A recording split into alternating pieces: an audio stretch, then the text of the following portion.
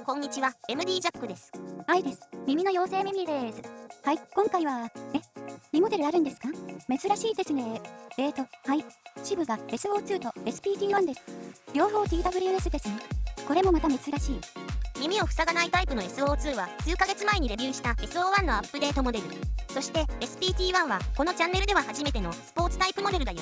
スポーツタイプのモデルって買ったことないし、レビューもしたことなかったので食わず嫌いは良くないかなと思って渋賀さんから SO2 と一緒に送ってもらった。食わず嫌い？ジャックさん、レビュー終わったら食べるつもりなの？そんなわけないでしょ。でも食いしん坊のミミちゃんらしい発想ね。お腹空いたの？なんか食べる？いらんわ。そんなわけで今回はこの2本のレビューでまず SPT1 から見ていくよ。スポーツタイプって言うけどさ、何が違うの？これ装着すると足が速くなるわけ？そうなったらみんな買うよ、きっと。見ての通り、装着後ずれにくい、落ちにくいってことさ。ジョギングやジムでのトレーニング中の使用を想定してのことだね。IPX5 の防滴性能で IPX5 って実際こんな感じなんだけど、汗ぐらいの水分に対しては十分対応できてるんじゃないかな。IPX5 だと装着したままシャワーとかは無理だけどね。ああ、そういうことか。有線モデルを TWS 化するイヤーフックでも良さそうですが。そうだね。ずれにくいという点では正解だけど、イヤーフックはともかく有線モデルにはまず防水加工は施されていないから汗で傷んじゃうだろうね。ああ、確かに。充電ケースが大きいね。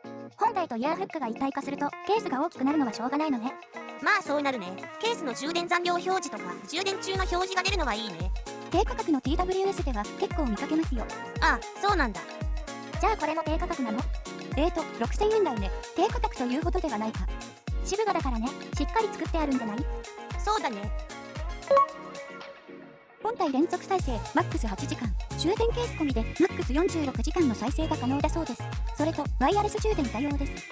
タッチコントロールでの操作の詳細はこんな感じね。タッチでボリュームがコントロールできないモデルもあるけど SPT1 はできるんで心配ないよ。あとはなんかある？そうね、通話時の ENC ノイズキャンセルかな。周りが騒がしくてもクリアな通話ができるっていう機能ね。ANC ではないのでお間違いのないようにお願いします。さて、あとは音質で波形はこんな感じ。左はバンドルイヤーチップ、右はマイイヤーチップを重ねたもの。10mm のダイナミックドライバーでバイオ振動板ってことなんで、バイオセルロースのことなんだろうね。ご覧の通り、かなり低域を持っているんで、そのまま聞くと他の帯域が低域にマスクされてもっさりした感じになる。ただ調べたんだけど、運動中の聞こえ方って普段と同じじゃないみたいなんで、このぐらい低域があった方がいいのかもしれないね。500Hz 以上のカーブは結構いい感じで、有線モデルのような傾向なんで、低域だけ絞ればかなりいい感じで TWS っぽくない音で聞けた。EQ 設定は USB オーディオプレイヤープロで、ファイル再生の場合ならこんな感じ。サブスクで Amazon Music と Spotify ならこんな感じ。EQ のパラメーターが少なくてもさほど問題ないでしょう。SPT1 はスポーツタイプ設計のモデルで今まで使ったことなかったんですが、なかなかいいんじゃないかと思いました。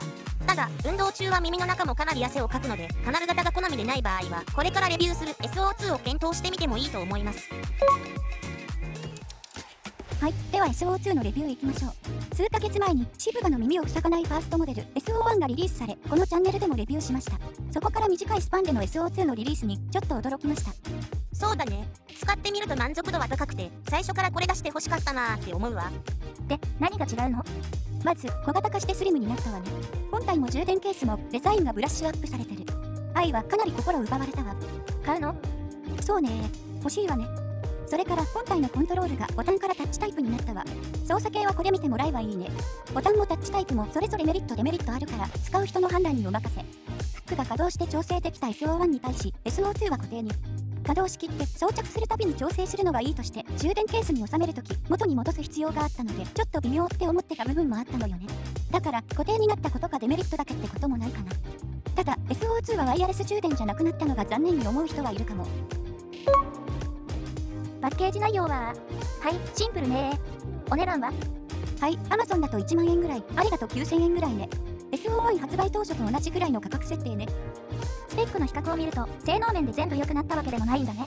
いい方にオレンジでマークしてるんだけど、 SO2 は本体の稼働時間が伸びてケースのバッテリー容量が減っちゃった。サイズダウンしたからね。でもケースのバッテリー容量ってそんなに気にならないんじゃないかな。気になるとしたらドライバーサイズが小さくなったことかな。14.2mm でも大きめだと思うけど SO1 が 16.2mm だからね。音質にどう影響するのかは後でね。ここでは他メーカーのモデルと軽く比較してみた。ちょっと前まで左右一体型のサウンドピーツランフリーをメインで使ってて、音質面ではランフリーで結構満足してたんだけど、サウンドピーツから左右独立型が出たら買おうと思って期待してた。で、Go Free 2を発売日に買ってしばらく使ってるんでちょっと比べてみた。ここでは映像コンテンツの視聴がメインで音楽はほとんど聴かない前提での満足度ね。Go Free 2の価格は7000円ちょっと切るぐらい。やや軽めの質感で低域が少し抑えられて2から3キロあたりが強調される感じ。セリフが自分の耳にはちょっときつめに感じることが多い。ランフリーの方が良かったわーってちょっと落胆。低域の出方と全体のバランスは SO2 の方がより自然。耳を塞がないモデルにどこまでの音質を求めるか、そしてどこまで予算を避けるかによるけど、Go Free 2の方が SO2 より3000円ぐらい安いし、さらに小型というメリットもある。なので Go Free 2を選択するのももちろんありだと思うけど、個人的には3000円追加しても SO2 の方が満足度は高いと思った。次は SO1 との比較なんだけど、 SO1 は Windows 11で接続した時だけ低域が痩せちゃう現象があって、レビューした当時は原因も対策もわからなかった。最近ドライバーが別途必要ってことが分かってこれを入れたら解決したよ。ただしこれ有料ね。 SO1 使って Windows 11でつなぎたい場合は無料お試し7日間でテストしてみるといいかも。無事 Windows 11に SO1 と SO2 をつないで聞き比べてみた結果は、低域は SO1 の方が出る。本体とドライバー口径が 16.2mm から 14.2mm にサイズダウンした影響と思われる。ただ SO2 の低域に不満を感じるほどでもない。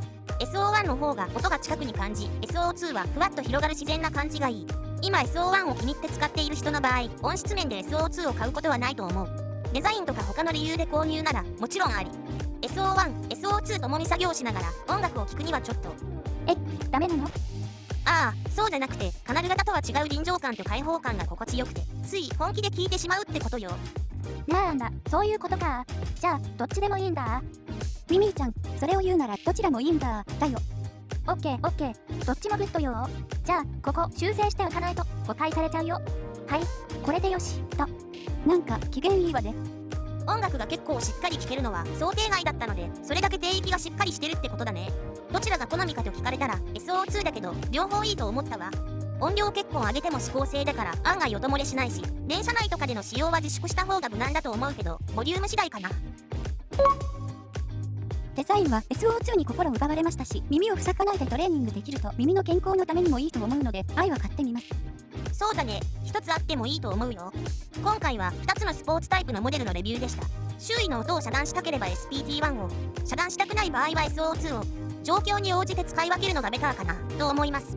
ということで、渋な SPT1 と SO2 のレビューでした。ではまた次の動画で。ご視聴ありがとうございました。MD ジャックチャンネルはイヤホンレビューを音と波形た言葉で表現します。チャンネル登録お願いします。